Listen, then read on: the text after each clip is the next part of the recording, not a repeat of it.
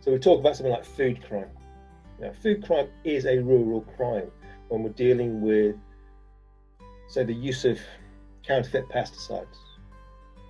Somebody is taking or making a positive choice to use a chemical, or has been duped into using a chemical which is not appropriate or certified, usually to save money. And that has an impact on the environment, it might have an impact on the operator's health, it might have an impact on the family, on the property, and it might possibly have an impact on the consumer. But what it has an impact on everybody is tainting that rural environment. And we know that from things like Horsegate in Europe, where people were substituting cheaper horse meat for beef, had a huge impact on the confidence in food. And that was organised crime impacting on rural communities. And whether you were part of that criminal activity or not, you felt the impact. So I think that when we talk about food and agricultural crime, I think we're talking about behaviours. I think we're talking about a very broad geography. And we're also talking about things that are very dynamic. And what I'm very keen on is it branching out from the focus on things that are very important to rural communities and farming communities, which is stock theft, vehicle theft, farm arson, things like that. Those are incredibly important at an individual level and at a community level. But now we're seeing a real change globally. And it's not just a European experience or North American experience or an Australasia experience. This is a global change where we start to see organised crime gangs seeing the rural economy as rich pickings.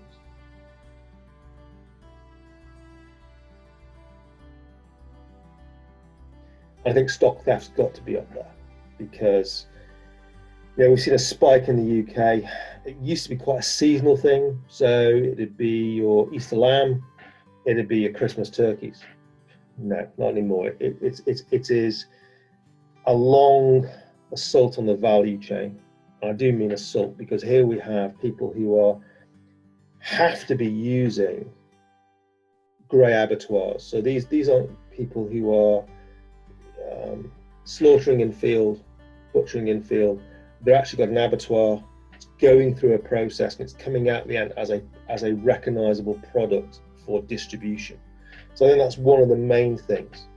And then I think we're also seeing a change in, again, driven by economics, opportunities for two other key areas, and that's where OCGs are very, very active. One is in counterfeit pesticides. Whether you like pesticides or not, or agrochemicals involving your production agriculture, they are a reality. And again, these are high value commodities. COVID has interrupted the supply, the production, the distribution of these commodities that we've had shortages in some parts of the world. So we're seeing two responses. One is people stealing agrochemicals. These are high value, very portable pieces of commodity. And then we're seeing counterfeits coming in. So that's one area in counterfeits. And the other one is with human trafficking. Now, this is an area which I'm personally very interested in because, again, it's about behaviour. It's about the pressure on the farming community from the global economy, from buyers, from supermarkets, and from the consumer. Consumers don't want to spend any more money. So when we see pressure on global prices, prices rising, where we're going to squeeze that margin? Well, it's going to be on labour. And I think there's some really interesting things there because, again, if you look at sort of the idea of the rural community, the rural idyll, things like modern slavery don't happen there. Everybody knows each other and it's all very nice and everything. And we're a community, and things like exploitation of labour don't happen. That happens in developing nations. Well, actually, it doesn't. It happens everywhere. There probably isn't an agricultural system anywhere in the world that isn't tainted by labour exploitation.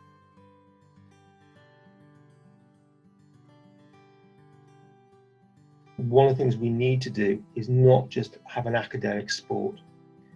We're dealing with real people, real communities, a real industry. We look at the UK and we look at Australia and it makes it it's an industrialised tech economy. We still grow half our own food. So it's incredibly important, and that half of that food that's being grown supports real communities and real people and a real rural economy. So we need to bring in communities, we need to bring in policymakers, we need to make our research relevant. So, I always say to my students, ask yourself the question, so what? So what is this going to do for policy? What is this going to do for the community? What's it going to do for the farmers union? What's it going to do for the individual? Can we translate what we found into something practical and useful? So theoretical work is great, it underpins, and we need to advance that. We need to develop theoretical models that focus on the rural environment, but we also need to remember that we've got to be very practical.